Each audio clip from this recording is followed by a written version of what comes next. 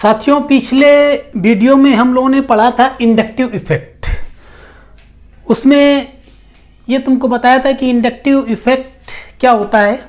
Inductive effect है displacement of sigma electrons of A covalent bond towards more electronegative atom. इसमें तुमको बताया था कि इंडक्टिव इफेक्ट दो तरीके से होता है, एक होता है प्लस आई इफेक्ट और एक होता है minus I effect. Minus I effect में हम तुमको बताया था कि यानी दो तरीके के ग्रुप होते हैं। एक कहलाते इलेक्ट्रॉन अट्रैक्टिंग ग्रुप, वो एटम्स या ग्रुप ऑफ एटम जो इलेक्ट्रॉन को हाइड्रोजन एटम्स के कंपैरेटिवली ज़्यादा इलेक्ट्रॉन को अपनी ओर अटैक करते हैं, उनको हम कहते हैं इलेक्ट्रॉन अट्रैक्टिंग ग्रुप, या उसको हम कहते हैं माइनस आई इफेक्ट। और दूसरे कहलाते हैं इलेक्ट्रॉन रिपेलिंग ग्रुप, यानी वो एटम्स या group of atoms which repel electron less more strongly than hydrogen atom, जिनकी electron repelling power hydrogen atom से ज़्यादा होती है, उनको हम कहते हैं इलेक्ट्रॉन रिपेलिंग ग्रुप, और उनको हम रिप्रेजेंट करते हैं प्लस आई इफेक्ट से। और वो एटम जिनकी electron attraction power hydrogen atom से ज़्यादा होती है, उनको हम कहते हैं इलेक्ट्रॉन अट्रैक्टिंग ग्रुप, और उनको हम रिप्रेजेंट करते हैं माइनस आई इफेक्ट से। तो इतना इंट्रोडक्शन तुमको बताया था। अब हम आ जाते हैं कि applications of inductive effect. Inductive effects के एप्लीकेशंस क्या हैं? नंबर फर्स्ट है determination of acidic strength of carboxylic acid. यानी क्या है, कार्बोक्सिलिक एसिड की स्ट्रेंथ का डिटर्मिनेशन करना है। सबसे पहले कार्बोक्सिलिक एसिड है RC⋯OOH, carboxylic acid. Carboxylic acid को हम एसिड क्यों कहते हैं कि according to Lowry Bronsted concept, वो कंपाउंड्स जो डिसोसिएट होकर के H आयन देते हैं, दे आर कॉल्ड एसिड्स। अब दूसरी चीज, इसी तरीके से बात कार्बोक्सिलिक एसिड की है। ये कार्बोक्सिलिक एसिड डिसोसिएट होकर के कार्बोक्सिलेट आयन देता है, और इसके साथ साथ यहाँ पर क्या करता है, H पॉजिटिव आयन देता है। और जब ये H पॉजिटिव आयन देता है तो हम ये कहते हैं कि this is acidic in nature. दूसरी चीज हमें क्या है, determination of acidic strength. Acid की स्ट्रेंथ का डिटर्मिनेशन करता है वो एसिड्स जो बड़े इजीली और more number of H ion देते हैं, they are called strong acid. और वो एसिड्स जो कि लेस इजली इलेक्ट्रॉन्स यानी लेस इजली प्रोटॉन रिलीज करते हैं, उनको हम क्या कहते हैं, वीक एसिड्स कहते हैं। यहाँ पर है क्या, यहाँ पर हम एसिड्स का कंपैरिजन करेंगे कि कौन सा एसिड्स ज़्यादा स्ट्रॉन्गर है, कौन सा वीकर एसिड है। दूसरी चीज यानी कैसे हम बताएंगे कि ये एसिड स्ट्रॉन्ग है या ये एसिड वीक है। तो सबसे पहले हम एक अपनी कॉमन सेंस लगा लें और अपना लॉजिक लगा लें। किस तरीके से लगा लें कि ये कार्बोक्सिलिक एसिड है RC⋯OOH, ठीक। क्या करेगा ये कार्बोनिल ऑक्सीजन एटम, क्या करेगा, due to minus I effect electron को अपनी ओर अट्रैक्ट करेगा। माइनस आई इफेक्ट की वजह से ये इलेक्ट्रॉन को अपनी ओर अट्रैक्ट करेगा, जिसकी वजह से ये इलेक्ट्रॉन्स इधर को मूव करेंगे, और इस ऑक्सीजन हाइड्रोजन बॉन्ड के इलेक्ट्रॉन इधर की तरफ मूव करेंगे।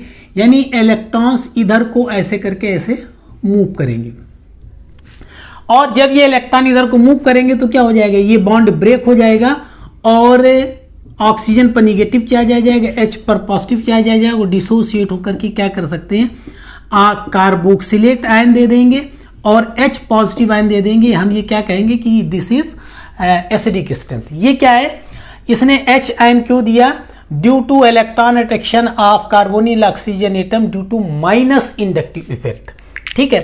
तो जितने भी कार्बोक्सिलिक एसिड होंगे, इन सभी कार्बोक्सिलिक एसिड में कार्बोक्सिलिक ग्रुप ये प्रेजेंट होगा, ठीक। तो कार्बोनिल ऑक्सीजन जो अपनी एक स्ट्रेंथ से इलेक्ट्रॉन को अट्रैक्ट करेगा, वो हर में क्या हो जाएगा, कॉमन हो जाएगा। डिफरेंस क्या होगा, डिफरेंस यहां पर R ग्रुप में होगा। अगर ये R group electron attracting group हो तो क्या करेगा, अभी तो कार्बोनिल ऑक्सीजन ये इलेक्ट्रॉन को अट्रैक्ट करेंगे, अब ये भी इलेक्ट्रॉन अट्रैक्टिंग हो जाएगा तो ये भी इलेक्ट्रॉन को क्या करेगा, अपनी ओर अट्रैक्ट करेगा।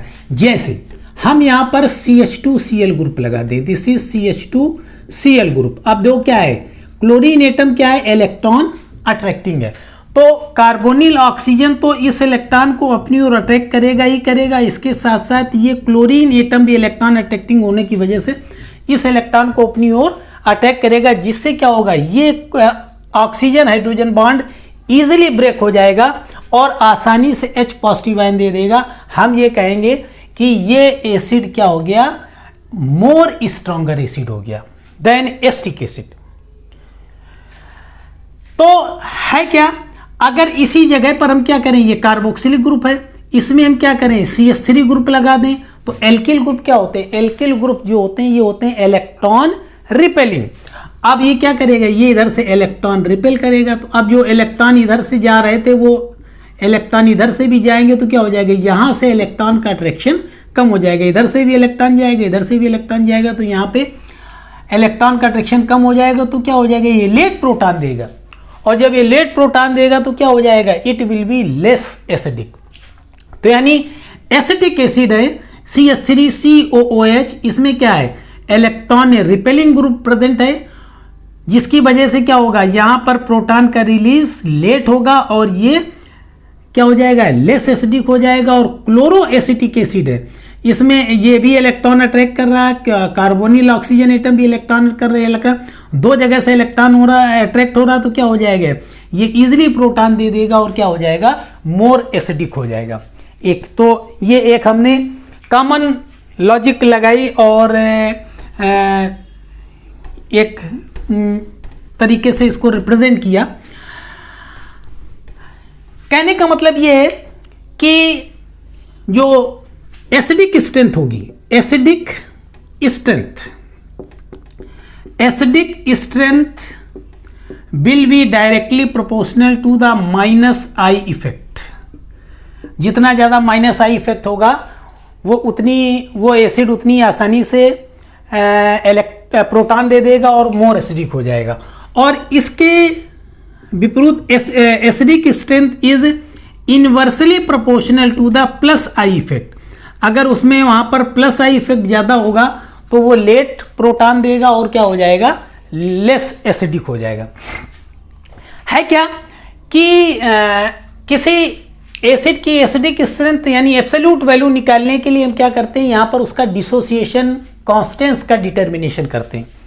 है क्या कि अगर इस की बात करें हम तो इसके एसिड के डिसोसिएशन कांस्टेंट को हम रिप्रेजेंट करते हैं ए से, Ka इक्वल टू हो जाएगा कंसंट्रेशन ऑफ कार्बोक्सिलेट आयन और concentration of H positive ion, और इसके बाद यहां पर आ जाएगा concentration of carboxylic acid.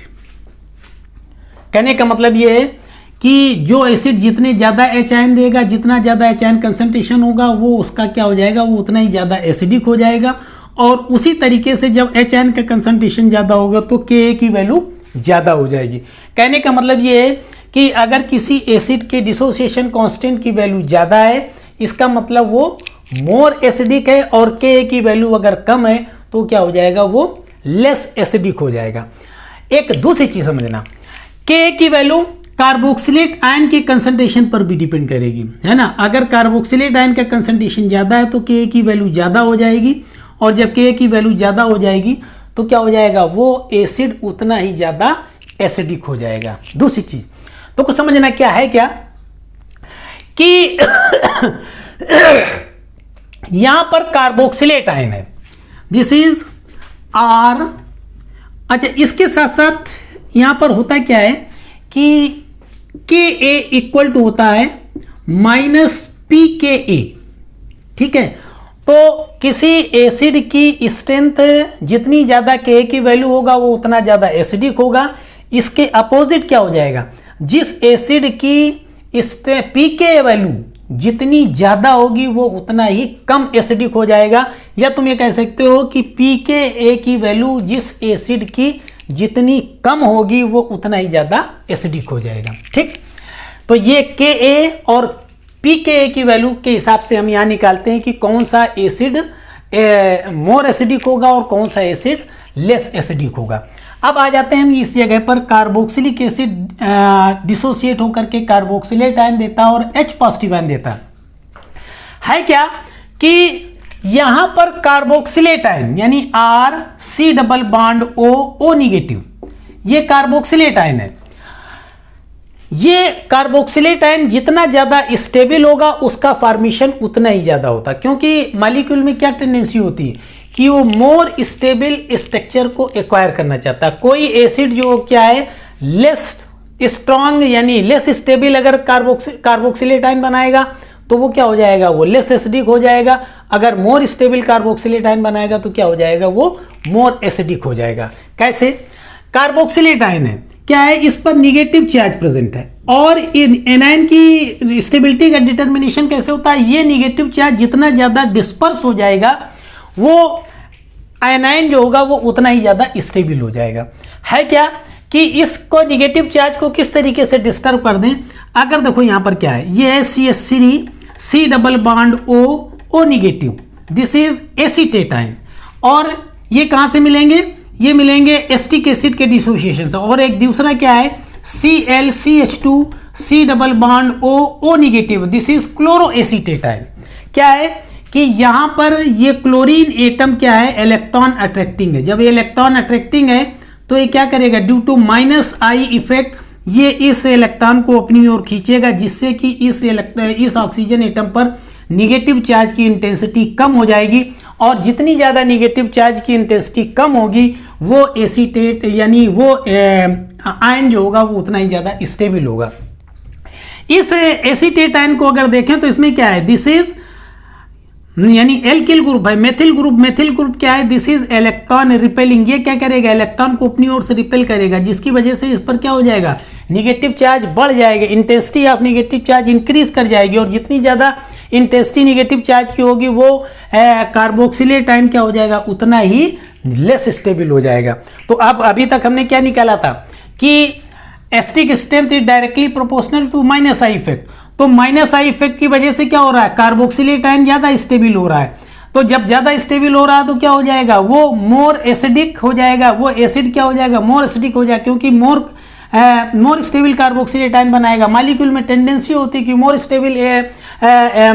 Stable structure को एक्वायर करना चाहता है। तो इनमें क्लोरोएसिटिक एसिड और एसिटिक एसिड की बात करें तो यहाँ पर क्या होगा, ये एसीटेट आयन जो बनेंगे ये क्या हो जाएंगे, ये लेस स्टेबल होंगे। जब लेस स्टेबल होंगे तो इनका यानी इसकी बनाने की टेंडेंसी कम हो जाएगी, जिसकी वजह से क्या हो जाएगा, एसिटिक एसिड डिसोसिएट होकर के कम एसीटेट आयन बनाएगा और कम H आयन देगा, जिसकी वजह से वो क्या हो जाएगा, लेस एसिडिक हो जाएगा। इसके एप्लीकेशंस को और आगे नेक्स्ट वीडियो में कंटिन्यू करेंगे। Thank you.